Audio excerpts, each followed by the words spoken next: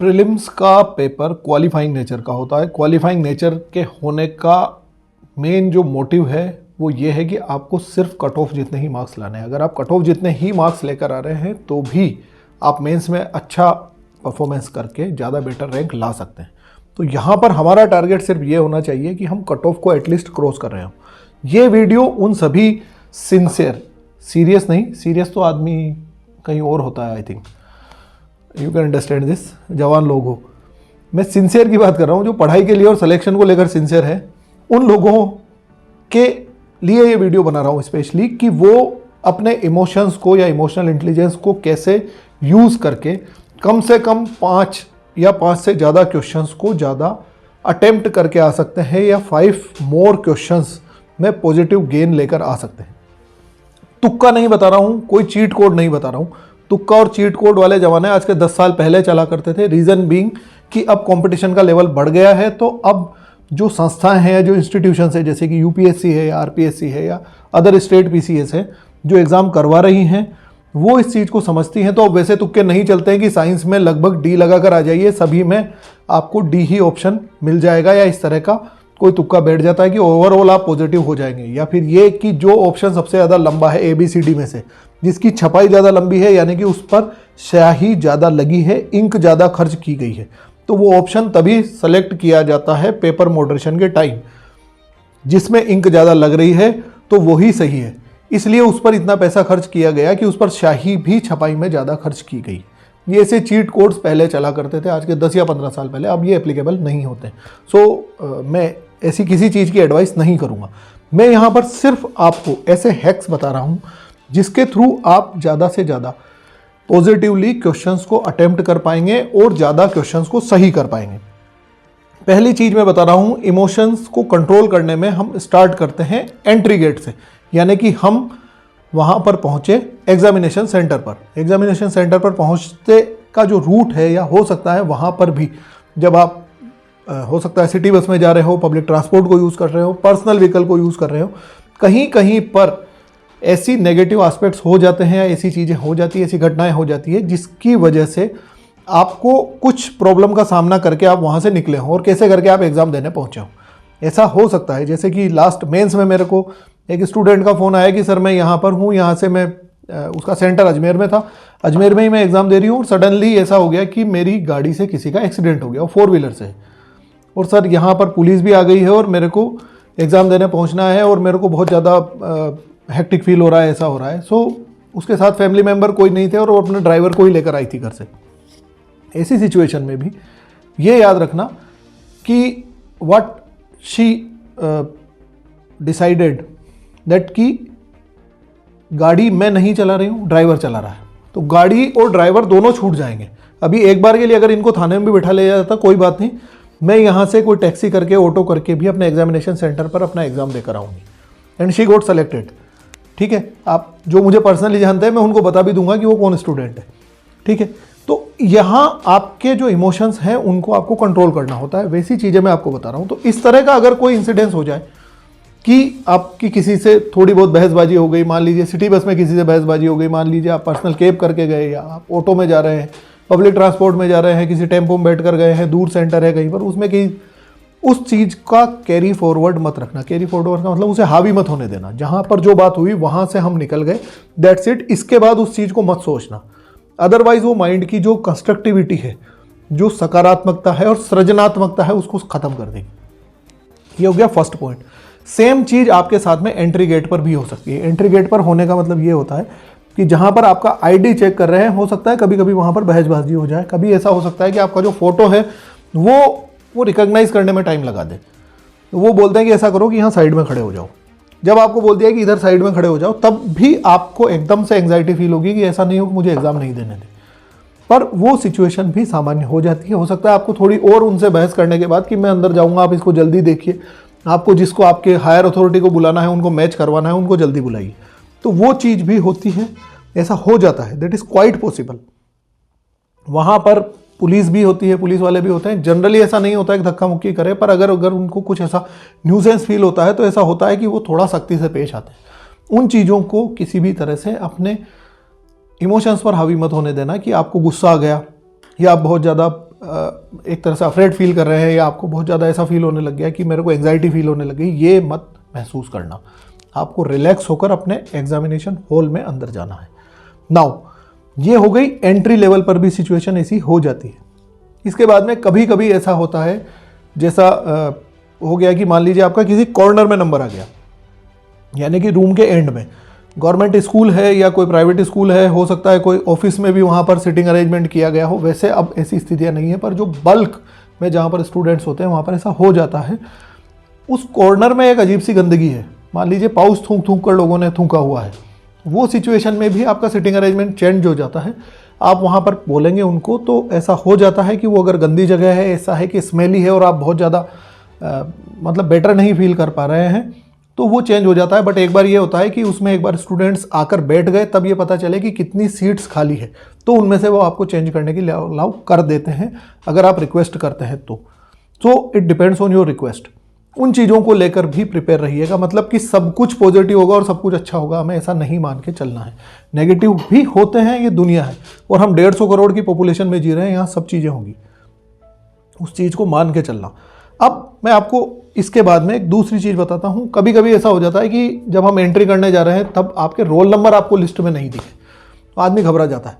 नहीं दिखना और नहीं होने में डिफरेंस है। हम उसे ढंग से नहीं चेक कर पाए या उस सीरीज को हम नहीं चेक कर पाए, कभी कभी छोटा मोटा हो जाता है, तो उसको लेकर अननेसेसरी एंग्जाइटी में मत आना। पहले तसल्ली से देखना कि यहाँ पर रोल नंबर है, क्योंकि मुझे यही सेंटर लिखा हुआ मिला है तो यहाँ रोल नंबर होंगे। ऐसा नहीं हो कि वो बोल दे कि ये तो यहाँ नहीं है आपका, तो फिर आप बहुत ज़्यादा परेशान हो रहे हैं, इधर से उधर भाग रहे हैं। आपके अगर कोई फैमिली मेम्बर साथ में आए हैं तो उनसे बोल रहे हैं, फिर बाहर निकल गए, फिर अंदर चले गए। ये इतना वो मत करना, वो एक बार रिलैक्स होकर ऑब्जर्व करना। चलिए, इसके साथ में एक और चीज़ हो जाती है, जिस चीज़ में आपके इमोशंस आपको बहुत ज़्यादा कंट्रोल रखने होंगे। वो होते हैं कि कोई ऐसा पर्सन आपको आपके एग्जामिनेशन सेंटर में दिख गया जो या तो आपके बहुत ज़्यादा दिल के करीब है, करीब रहा है, या उससे बहुत ज़्यादा हमारी कभी डिस्प्यूट हो गई है या कई तरह का झगड़ा या कुछ ऐसा हो। मतलब कि पहले हो सकता है कि हमें ऐसा व्यक्ति दिख जाए जो हमारे लिए बहुत ज़्यादा दिल के करीब रहा है, हमें उससे बात किए बहुत दिन हो गए और हमने बिल्कुल उसकी तरफ स्माइल करी, उसने भी हमारी तरफ स्माइल करी। अब हम ये सोच रहे हैं कि ठीक है, ये एग्जामिनेशन सेंटर के बाहर इससे ज़रूर बात करेंगे, और दिमाग पर पेपर देने के साथ ही ये एक और चीज़ हमारे हावी हो गई। या कोई ऐसा पर्सन कि जिसने आपको कभी पिंच कर दिया हो, कभी उल्टा बोला हो, कोई ऐसा दोस्त है जिससे झगड़ा हो गया, कोई भाई बंद है, कोई ऐसा रिलेटिव है जो आपके लिए अच्छा नहीं है, नेगेटिव सोचता है, नेगेटिव बोलता है, कोई भी ऐसा व्यक्ति दिख गया, तब भी ऐसा हो जाता है कि हमारे चीज़ वो दिमाग पर हावी हो जाएगा। और ये यहाँ पर कैसे दिख गया, या ये मनहूस है, या ये मेरे लिए अच्छा नहीं है, ऐसा है वैसा है। तो ऐसी चीज़ें भी कई बार स्टूडेंट्स के माइंड पर हावी हो जाती है, उसकी वजह से भी हम नेगेटिविटी में चले जाते हैं। तो आपको बहुत ज़्यादा पॉजिटिव होकर, बहुत ज़्यादा एंथुजियास्टिक होकर, कि हम इतने ज़्यादा पॉजिटिविटी में आ गए कि उसी व्यक्ति के बारे में सोच रहे हैं और आपका सारा दिमाग का फोकस इसी चीज़ पर चला गया कि आज इसने मुझे देखकर स्माइल दी। ये मत करना। दूसरा, ऐसा कोई दुश्मन टाइप का व्यक्ति दिख गया तो ये मनहूस यहाँ पर क्यों नजर आ गया, ये भी मत करना। Getting my point? ये चीज़ बहुत मैटर करेगी। आपको आपके एग्जाम पर फोकस करना है, इंस्टेड इन सारे इमोशंस को एक तरफ रख देना है, जब तक हम बाइज्जत अपनी OMR सबमिट करके बाहर नहीं निकल जाएं। चलिए, इसके साथ में एक और चीज़ होती है।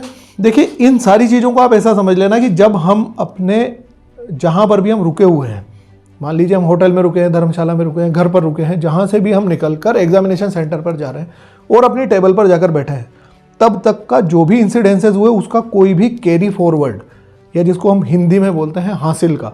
गणित जब हम सवाल करते हैं ना, तो हासिल का जो होता है ना, वो कैरी फॉरवर्ड कोई भी चीज़ मत रखना, उन सबको पीछे छोड़ देना। अब मेरे सामने सिर्फ ये पेपर है और मुझे सिर्फ और सिर्फ ये पेपर ही करना है। That must be your target. Okay, अब बात आती है पेपर करने की। पेपर करने का मतलब ये होता है कि जब हम पेपर अटेम्प्ट करना स्टार्ट किया तो इसके जो सबसे ज़्यादा सक्सेसफुल एस्पिरेंट्स के जो तरीके हैं वो मैं आपको बताता हूँ। पेपर हमेशा राउंड्स में किया जाता है। राउंड्स का मतलब होता है first round, second round, third round. First round में हमने फर्स्ट रीडिंग लगाई। फर्स्ट रीडिंग में जितने क्वेश्चंस मुझे आ गए एक ही बार में उन क्वेश्चंस को मैंने कर दिया। ठीक है, मतलब ऐसे क्वेश्चंस होंगे, ऑब्वियस सी बात है, आपने तैयारी करी, अच्छे पढ़े हो, तो ऐसे क्वेश्चंस होंगे कि जिनको पढ़ते ही मुझे समझ में आ जाए कि इसका आंसर ये है। दैट्स इट, उस पर मुझे नहीं सोचना। तो ये पहला राउंड हो गया। अब जब आप पहला राउंड कर रहे हैं उसके साथ ही एक और चीज़ होगी कि सेकंड राउंड के लिए आपके पास में क्वेश्चंस अवेलेबल हो जाएंगे। सेकंड राउंड में क्या होगा कि वो क्वेश्चंस जिस पर मुझे थोड़ा सोचना है, I am a little bit confused, या फिर ये कि इस पे मुझे थोड़ा इन दो क्वेश्चंस में मैं दो ऑप्शंस में मैं थोड़ा ज़्यादा कंफ्यूज्ड हूँ, उनको आप सर्कल करके छोड़ सकते हैं फॉर द सेकंड राउंड कि मैं दूसरे राउंड में इनको करूँगा। ठीक है, अब हम सेकंड अटेम्प्ट लेंगे, यानी कि सेकंड राउंड में हम चलेंगे, तब हम उन क्वेश्चंस को कर चुके होंगे। थर्ड राउंड में मोस्टली ये सजेस्ट किया जाता है कि जो आपके एप्टीट्यूड वाले क्वेश्चंस हैं उनको आप कर दें। एप्टीट्यूड का मतलब जो मैथ और रीजनिंग वाले क्वेश्चंस हैं, क्योंकि उनमें टाइम लगता है और ऑब्वियस सी बात है कि वो आपको इमोशनली हुक भी करते हैं। इमोशनली हुक करने का मतलब कि आपको अगर क्वेश्चन नहीं आया, आपको ये लगता है कि मैं बस इस क्वेश्चन को सोल्व करने पर ही हूँ और इसको सोल्व नहीं कर पा रहा। जो मैथमेटिक्स के क्वेश्चन हैं, रीजनिंग के क्वेश्चन हैं, तो उनको थर्ड राउंड में करने का सजेशन दिया जाता है according to me and the experience of 7 years, और जितने बच्चों को मैंने पढ़ाया है उन सभी के एक्सपीरियंसेस से ये चीज़ है। अब आपने थर्ड राउंड कर लिया, इसके बीच में एक सवाल आता है कि सर OMR कब भरी जाए, यानी कि OMR हमें कब भरनी है। OMR के मामले में एक चीज़ याद रखना, OMR is a separate task. मतलब कि हमारे पास में 2 पेज है, एक पेज ये है और एक और इसके पास में है, तो ये OMR एक सेपरेट चीज़ है, पेपर एक सेपरेट चीज़ है। जब हम OMR भरने लगेंगे तो हमेशा याद रखना कि ये बेवकूफ़ी कई बच्चे करते हैं, ये मत करना। ये होती है कि वो मतलब कि आपको ये चीज़ समझनी पड़ेगी कि ये जो आप जंप कर रहे हो ना इधर से उधर, ये जंप करना आपके लिए भारी होता है और ये आपका टाइम कंज्यूमिंग होता है, तो ये जंप कभी मत करना। तो एटलीस्ट फर्स्ट राउंड और सेकंड राउंड के क्वेश्चंस करने के बाद आप एक बार OMR को फिल कर लें। Getting my point. अब आती है ये बात कि कभी कभी एक और यहाँ पर ये समझ लीजिए कि इमोशनल हुक हो जाता है कि हमें कुछ क्वेश्चंस नहीं आए। मतलब जैसे हम पेपर करने लगे, हो सकता है उसमें स्टार्टिंग के 15 क्वेश्चन नहीं आए तो नहीं आए, इट्स ओके। उस 15 के बाद के तो आ रहे हैं। हम इतने ज़्यादा डिप्रेशन में चले जाते हैं कि उस 15 का carry forward, again I am using the term carry forward, वो हासिल का, हम उन 15 के हासिल का इतना ज़्यादा आगे तक ले जाते हैं कि बाकी के 15-20 क्वेश्चन और बिगड़ जाते हैं कि यार मुझे वो नहीं आए। एंड रिमेंबर इट इज़, मैंने पहले भी कहा है, जस्ट अ क्वालिफाइंग एग्जाम। आपको इसे क्वालिफाई करना है, इसमें आपकी मेरिट नहीं बन रही, नंबर नहीं जुड़ रहे। आपको सिर्फ क्वालिफाई करने जितने मार्क्स लाना है। मतलब आप उसमें बॉर्डर से कहीं भी चूक गए, इससे कोई फर्क नहीं पड़ेगा कि आप जो कट ऑफ गई है उससे 15 नंबर ज़्यादा लाए, 10 नंबर ज़्यादा लाए। Getting my point. तो ये हो जाता है कि हाँ ठीक है, स्टार्टिंग के कुछ क्वेश्चन मुझे नहीं आए तो नहीं आए, कोई बात नहीं। इस चीज़ को लेकर पॉजिटिव रहना कि इसके बाद क्या आए जाएंगे, अदरवाइज आप वो बाद वाले भी खराब कर लेंगे। Getting my point. चलिए, सो कैरी फॉरवर्ड नहीं रखना, राउंड्स ऑफ द पेपर हमने देख लिया है। OMR पे जंपिंग नहीं करनी है, इस चीज़ को याद रखना। एटलीस्ट सेकंड राउंड के बाद में अपनी OMR भरने का कोशिश करना। एक बेवकूफ़ी मत करना कि क्वेश्चंस की काउंटिंग कर रहे हो। मतलब ये बार बार कि मैंने कितने क्वेश्चन कर लिए, फिर मैंने कितने क्वेश्चन कर लिए, फिर अरे क्या कर रहा है भाई, ऐसे करेगा? ऐसे नहीं किया जाता। अगर आप ये बेवकूफ़ी कर रहे हो तो ये छोड़ देना। क्वेश्चंस हम बाहर आके भी गिन लेंगे। उस बचे हुए टाइम का सदुपयोग ये हो सकता है कि आप 2 से 3 ऐसे क्वेश्चन पर सोच सकते हो जिस पर हमें सोचा जाना चाहिए था या जिस पर हम रिस्क ले सकते थे। समझ गए बात को? तो ये बेवकूफ़ी मत करना। ये कई लड़के करते हैं, कई मतलब एस्पिरेंट सभी लड़के लड़कियां सभी करते हैं। उनकी ये बहुत ज़्यादा एक मिस्टेक होती है कि हम गिन रहे हैं, ठीक है मैंने 56 क्वेश्चन कर लिए, ठीक है मैंने 76 कर लिए, ठीक है मैं 85 कर ली। अरे यार ऐसे नहीं होता, ये नहीं करना है। ओके, अब एक बात, कई बार ऐसी मिस्टेक हो जाती है कि OMR की मिस्टेक नहीं करनी, हमें RPSC भी कहती है, इसमें मार्क्स भी काटे जाते हैं और ये सारी चीज़ें। फिर भी OMR में मिस्टेक हो गई, OMR भरते टाइम, रोल नंबर भरते टाइम गलती कर दी तो कर दी, इट्स ओके। उससे जितने मार्क्स डिडक्ट होंगे, अगर इसको कैरी फॉरवर्ड करोगे, इसको ज़्यादा दिमाग पर चढ़ाओगे, तो जो आते हुए क्वेश्चन है वो भी बिगड़ जाएंगे कि यार मेरे तो इतने नंबर तो पहले ही कट जाएंगे। वो जो भी हो गया इट्स ओके, ठीक है। इस चीज़ की पॉजिटिविटी रखना कि हम गलती नहीं करें, पहले से ऑब्जर्वेशन रखें, पर फिर भी अगर ऐसी मिस्टेक हो जाती है तो हो जाती है। अब इस चीज़ को और समझना कि किसी बात पर, किसी भी मैटर पर वहाँ पर न्यूसेंस अगर क्रिएट हो रहा है तो उस न्यूसेंस में इन्वॉल्व मत होना। यानी कि जैसे मैं एक रूम में बैठा हूँ, 24 जने की सीटिंग है, तो 24 मेंबर्स में से हो सकता है कि उस कोने पर कोई स्टूडेंट है, उसकी किसी बात पर इन्विजिलेटर से झड़प हो गई या अपने पीछे वाले झड़प हो गई या 2-3 लोग आए और वहाँ पर कोई ज़्यादा माथाफोड़ होने लग गई, तो ये याद रखना कि उसमें अपना ध्यान मत भटकाना। वो आपके लिए अगेन हुकिंग हो सकता है। हुकिंग का मतलब हुक समझते हो ना, मछली फंसाने के लिए जो हुक हम काम में लेते हैं, अगेन ये हुकिंग होता है। इस चीज़ से हमेशा ध्यान रखना कि मुझे इन्वॉल्व नहीं होना है। मेरे रूम के पास वाले रूम में कोई हंगामा हो रहा है, बार बार आवाज़ आ रही है और मेरा जो सिटिंग है वो खिड़की के पास में है, अब मैं बार बार ये मत करना, ठीक है। अपने को अपने पेपर पर फोकस करना है। ये वो चीज़ें हैं जिसकी वजह से आप कम से कम 5 क्वेश्चंस ज़्यादा अटेम्प्ट कर सकते हैं और ये बेवकूफ़ी करके आते हैं। मोस्टली एस्पिरेंट्स इन इमोशंस को कंट्रोल नहीं कर पाते, हमें इन्हें कंट्रोल करना है। अनलेस एंड अनटिल कोई भी न्यूसेंस आपको अफेक्ट नहीं कर रहा है तब तक आपको उसमें नहीं पढ़ना है। एक और चीज़ मैं बताता हूँ, कभी कभी ऐसा होता है, हालांकि अब इन्विजिलेटर्स काफ़ी ज़्यादा मैच्योर हो गए हैं, अब वैसी स्थितियाँ नहीं रही जैसी आज के 15 साल पहले 20 साल पहले जो होती थी, पर ऐसी परिस्थितियाँ फिर भी बन जाती है कि वो आपस में बातें कर रहे हैं, धीरे धीरे खुसुर फुसुरी कर रहे हैं। हो सकता है आप दरवाजे के पास में हो, दरवाजे के बाहर सर खड़े हैं, एक और सर आ गए, दरवाजे के बाहर 2 मैडम खड़ी हैं या एक सर और मैडम खड़े हैं और वो दरवाजे के वहीं पर खड़े खड़े खुसुर फुसुर कर रहे हैं, तो उनको स्ट्रिक्टली बोल देना कि मैं इससे डिस्टर्ब हो रहा हूँ और आप प्लीज़ डिस्टर्ब मत कीजिए, क्योंकि वो आपका बार बार ध्यान भटकाएगा। आप नहीं बोलोगे this is not your OLQ, officer like quality नाम की एक चीज़ होती है और वो आप में होनी चाहिए। यहाँ पर उसको एग्जीक्यूट कर देना कि आप ये क्या कर रहे हैं, आपके बोलने से या आपके विस्परिंग करने से हम डिस्टर्ब हो रहे हैं, आप ये मत कीजिए प्लीज़। Getting my point. कई बार ऐसा भी होता है कि कोई बैठा है टेबल पर, वो सारी चीज़ें लेकर भी बैठा है, वो आपके जो बचे हुए पेपर्स हैं वो लेकर बैठे हैं या उस लिस्ट को मैच कर रहे हैं, सिग्नेचर वाली लिस्ट को मैच कर रहे हैं, कुछ भी कर रहे हैं, और किसी की आदत होती है कि बैठे बैठे पेन ही बजा रहे हैं, उनको बोल देना कि ये मत करो। समझ गए। कई बहुत सारे लोग हैं और वो बहुत एज में भी हैं, उनको ये याद नहीं रहता कि अब कंसंट्रेशन का कितना लेवल चाहिए इस कंपटीशन में, ऐसा हो जाता है। सो ये सब करने के बाद में हम इज्जत से अपनी OMR सबमिट कर दें। This is your main task. आपकी परफॉर्मेंस उसके बाद ही ऑब्जर्व होगी। आप कितना पढ़े हो, कितने साल आपने तैयारी करी है, कितने नोट्स आपने पढ़े हैं, कितना नॉलेज आपको है, उस सारी चीज़ का ऑब्जर्वेशन तभी होगा जब हम इज्जत से अपनी OMR ले जाकर और उनको सबमिट कर चुके हों। This is the main target, ये याद रखना। एंड लास्टली, बिल्कुल लास्ट में, जब हम सभी चीज़ों से फ्री हो गए, OMR हमने भर चुके हैं, सब कुछ कर चुके हैं, तब भी ये कोशिश करना कि कुछ ऐसे क्वेश्चंस निकलेंगे जिस पर आप अटेम्प्ट ले सकते हैं या जिसके ऑप्शंस पर आप सोच सकते हैं। तो वहाँ पर बैठे बैठे सिर्फ ये देखना कि अब कितनी देर बाद वो घंटा बजेगा और हम बाहर निकलेंगे, उसकी जगह 2 या 3 क्वेश्चंस पर अगर अटेम्प्ट ले सको, अगर सोच सको तो सोचना। अब लास्ट में एक और बात कि सर क्वेश्चंस कितने करने चाहिए, यानी कि हमारे को अगर 100 क्वेश्चंस आ रहे हैं तो 100 क्वेश्चंस में से हमें कितने अटेम्प्ट करने चाहिए, क्योंकि मेरिट तो लेस देन 50% जाती है या 50% के आसपास ही रहती है, 60% के आसपास रहती है।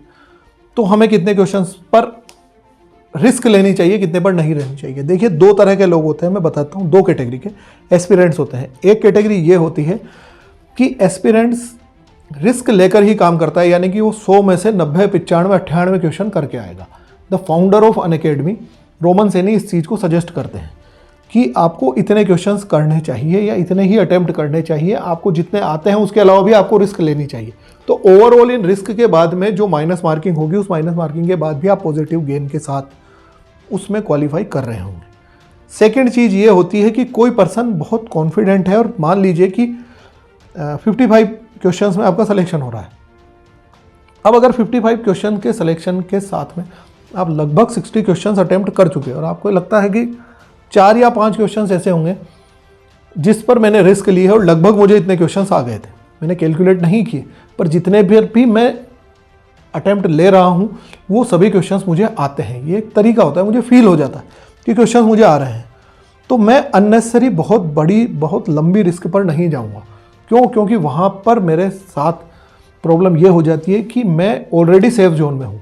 तो सेफ जोन का पर्सन रिस्क नहीं लेता है, ये हमेशा याद रखना। वो जिसके पास खोने के लिए बहुत कुछ होता है वो रिस्क नहीं लेता है, याद रखना।